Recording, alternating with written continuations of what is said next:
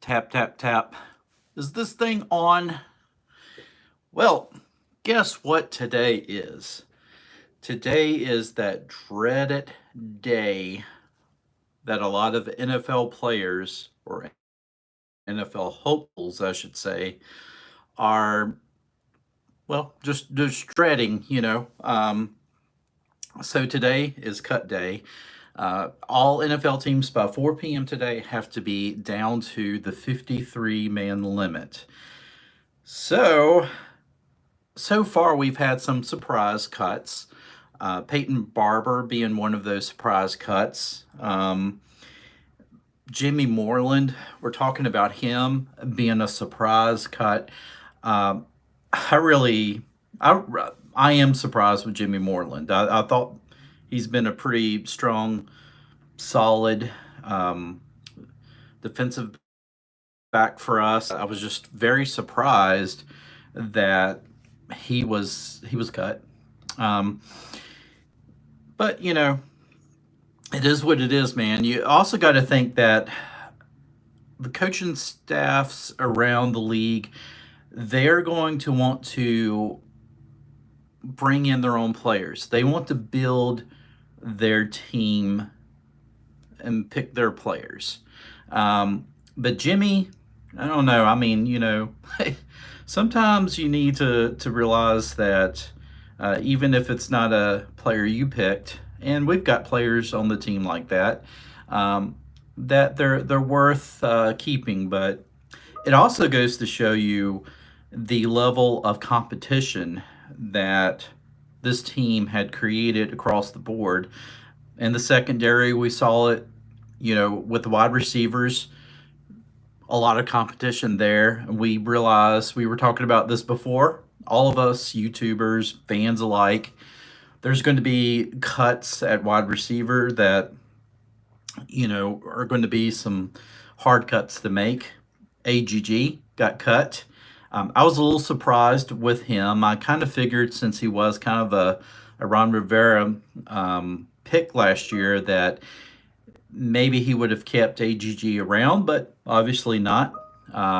Again, goes to show you the level of competition that was created across the board, and that's a good thing. If you're seeing these surprise cuts, that means that the level of competition was great. That players who are going to be solid players for any other team when they get signed goes to show you that hopefully the cream of the crop, or the cream rises to the top, I should say, and that we will see reflection in the play, and that's ultimately what we want. As a fan of the Washington football team, a lot of times, we've been through this in the past where we have kind of gotten attached to certain players. Ryan Kerrigan is a very good example. It's like they become household names to us, and we feel like that them getting cut is like kicking somebody out of the family, and but we have to remember the NFL is a business, and you want to make sure that business is good, right? Um, so I'm looking at the list here. Of course, Jimmy Moreland, Antonio Golden, Gandy, Peyton Barber, we've talked about. I was also kind of surprised with William Bradley King. Kind of thought that maybe he would have stuck around, but he was cut. Danny Johnson was cut. Now, Jeremy Reeves is another one that I thought was pretty solid for us over the years, and Reeves getting cut was interesting. But I guess what's also interesting is with the emergence of was it Torrey Mc? Oh shoot, McTyler. Um, Honestly, he came out of nowhere. I didn't know anything about him, but yeah, McTyre. Um, but when I saw him play last week, I was like, man, this guy can ball out. I thought he had a solid showing last week, and of course Benjamin St. Juice. You know, he he made a very strong showing last year as well. So sometimes you have to trust the younger guys. You also have to have some trust in the coaching staff too. If this was past coaching staffs and past front offices, um, a lot of us would probably be, cussing them out. But this being Ron Rivera and company, you got to give him some trust. I mean, he's proven in the past that he can be a successful coach, can lead a team to a Super Bowl. So I trust what he's doing. I trust the front office that he's assembled, and I haven't been able to really say that for this franchise in a very long time. So you know, um, I just hope that I just yeah, Jay Gruden would have made this team win 2 games. Yeah, Club J, right? And the thing is with Jay Gruden, I loved him in the beginning. Well, I didn't love him in the beginning. The first year, I was like, "Nah, I don't know about this dude." And then second year, I was like, okay, I think he can be a good coach for us. And well, anyway, that's water under the bridge. I'm just glad that we have Ron Rivera. Wes Martin cut, David Sharp. I'm just kind of going over some of the more notable cuts. Certainly won't go over like guys who we just didn't know a whole lot about. So I'm not sure. I think somebody on Twitter had mentioned that we are we're up to like 21 cuts, and yes, trust the process. Absolutely. So 21 cuts maybe so far. I think what 6 or 7 more cuts to be had. Um, so there may be a few more than that because I'm just thinking that we're probably going to go out and pick up some other people. So we'll wait and see. Peyton Barber getting cut was a little bit of a surprise. But I think I actually had mentioned it because this, such the strong showing of Jerry Patterson in the preseason really had me believing that there's no way that Washington is going to give up this guy who just came out of nowhere, undrafted. Um, he's just played lights out in this preseason. So, Barber getting cut means that Patterson has a place on this team. So now it's time to see what he can do in the regular season. You know, Antonio Gibson, um, KJ Wright. I'm not sure if there's any news on KJ Wright. I just know Elijah, or not Elijah, Isaiah Wright has been cut. And I think Brown has been cut. Thinking as far as the wide receivers, along with AGG, of course. Um, I'm trying to go through Twitter and find some of this. Um, and what about some other news that might be related, or either related to our coaching staff or related to this team? Dwayne Haskins looks like he's going to make the 53-man roster for the Pittsburgh Steelers. I'm happy for Haskins. I want him to land on his feet. I think the other day he kind of came out and said some things not too flattering about this franchise, but he's a young guy. He's going to have to learn. I think he's still quite immature, but I'm happy he made the team. So I hope he does well in Pittsburgh. The other one was in Carolina, and keep in mind, Ron Rivera and company had drafted Will Greer out of, I think it was West Virginia. I think it was a third-round draft pick. Anyway, he got cut from the Panthers. Would not be surprised with the cut of I start to say Montez Sweat, man, you guys would be like just probably peeing in your pants. Um, Steven Montez, with him getting cut, makes me wonder if Rivera may not go out and try to pick up Will Greer.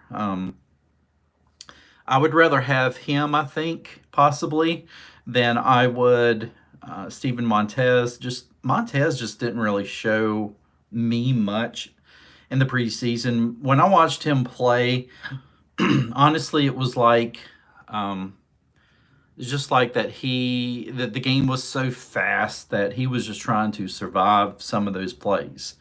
You know, made some mistakes. I mean, he didn't play completely bad. He had some good plays, here and there. But at the same time, I don't know. I just I don't know if I would want to re-sign Steven Montez to the practice squad and have him as like a fourth quarterback. I think I would rather see if I could pick up Will Greer.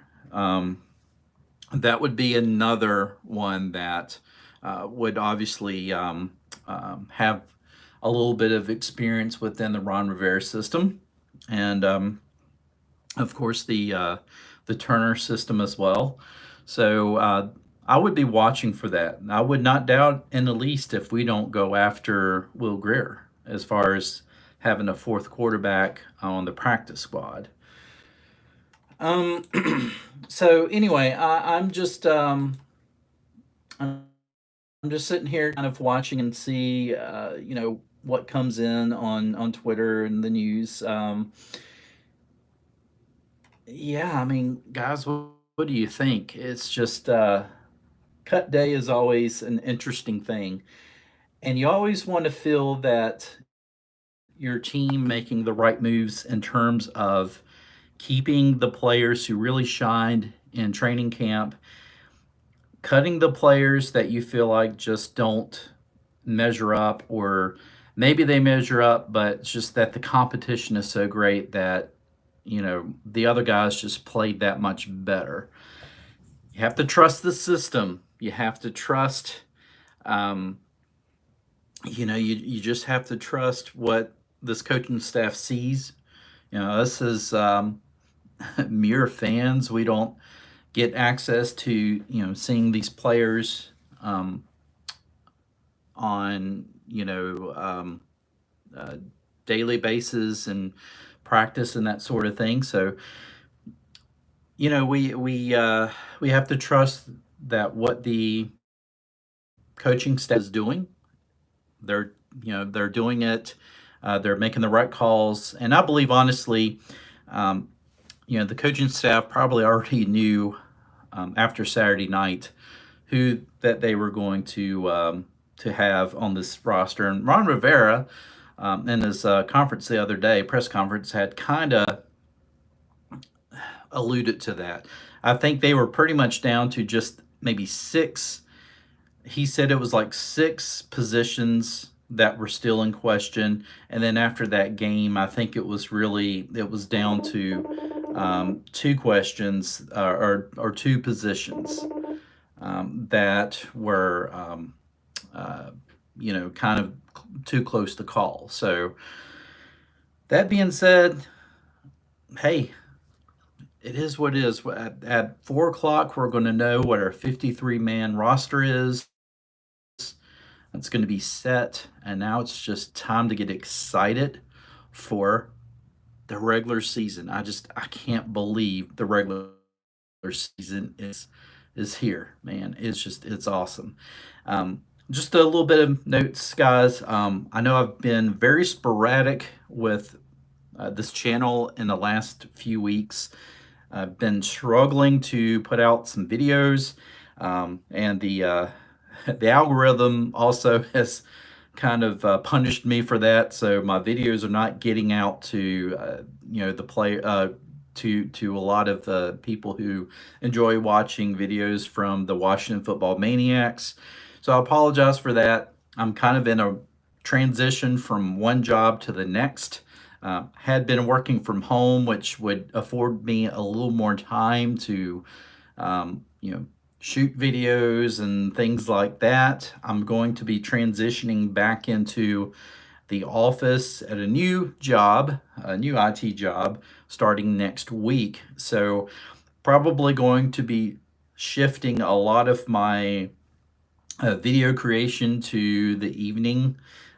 So just bear with me on this. I hate that this transition kind of comes around the time when I should be putting out videos like crazy because, we're upon the season. But I promise that we'll get this channel back to what I consider a regular release each week. So I do apologize for that, folks. I appreciate you guys who tune in.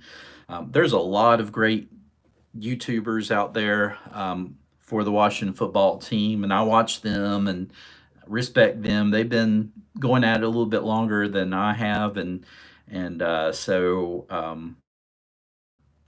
guys just know if for some reason that I'm not putting out videos, there's always some good YouTubers out there who we all have one common goal, and that's to support this Washington football team and whoever they're going to be called next year.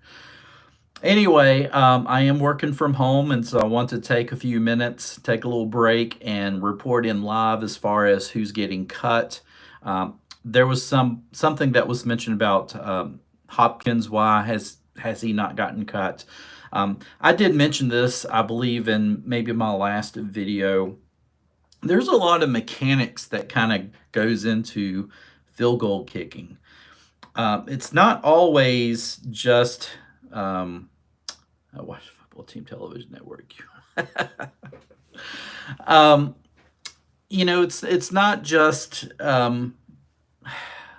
the kicker themselves. It's the holder. It's the long snapper. And as you know, Sundberg was cut a long time, long snapper, and so we brought in this guy Cheeseman, who is a rookie, and getting the timing down, and just learning because you're going to have a new guy snapping the ball, which means it's going to be a difference in timing and all that, and that all of that really goes into field goal kicking. Now, I'm not making excuses for Hopkins at all.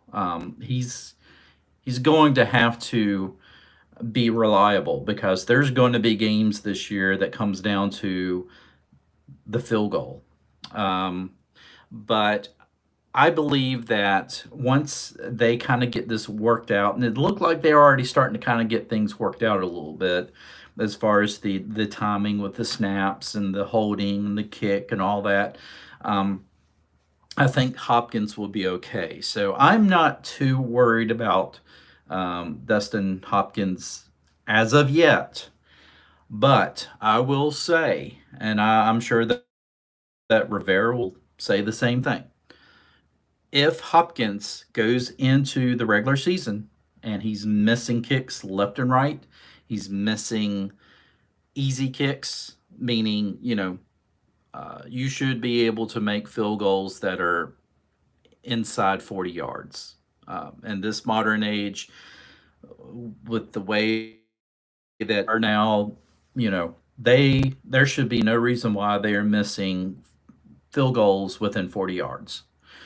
But if Hopkins is missing those field goals, and it's more misses than makes, obviously, or if it's even 50-50, I would expect a change. Absolutely would expect a change. Keep in mind, though, I think for you long time Washington fans,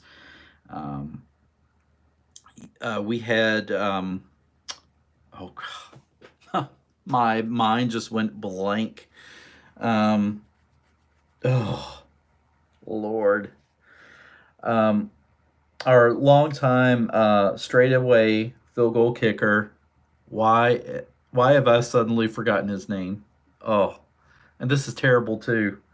Anyway, he went through kind of a kind of a drought there for a while, missing field goals here and there. but we stuck with him. And, he won us games. He won us some close games that got us into the playoffs.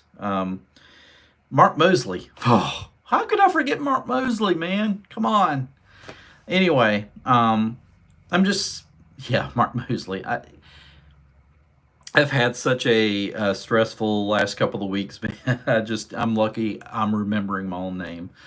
But I just wanted to mention that because he did go through a time where Mosley was kind of struggling there, missing field goals, but we stuck with him. And I think with Hopkins, you give him a little bit more patience. I think that's all we ask for because we definitely are going to need a solid kicker because we're going to win some close games.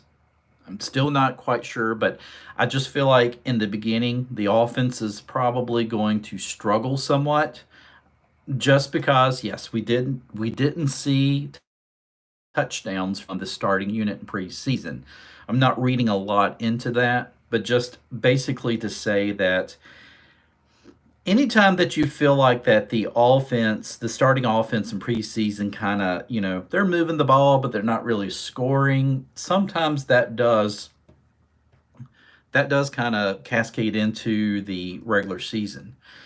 It's a mental thing maybe, but I would not doubt if in the beginning that, the offense does struggle a little bit, especially in the red zone. Feel like that they will move the ball up and down the field no problem, but I think scoring touchdowns, that may be an issue in the beginning. That's why hopefully we have this defense that's set to be one of the best defenses in the league this year to help to kind of keep the score down. But I'm saying all that to say that I think these games in the beginning is going to come down to field goals. So Hopkins is going to have to be on his game. Whatever the issues, they're going to have to get that worked out. That's just all it is to it. And so we're going to need him to be on his game. That being said, I really do need to get back to work, guys. But I wanted to bring you this video because obviously it was going to be too much for me to try to record a video, do the editing, and all this stuff, get it up, then after all that, we've already heard all of the news. So I at least wanted to come live to you and, talk to you a little bit about some of the cuts that we have seen, what to kind of expect moving forward. If possible, I may go back live again later on. Who knows? Just depends on how work day is going to go. So that being said, guys, you take care. Have a great day. I will be back with another video later on.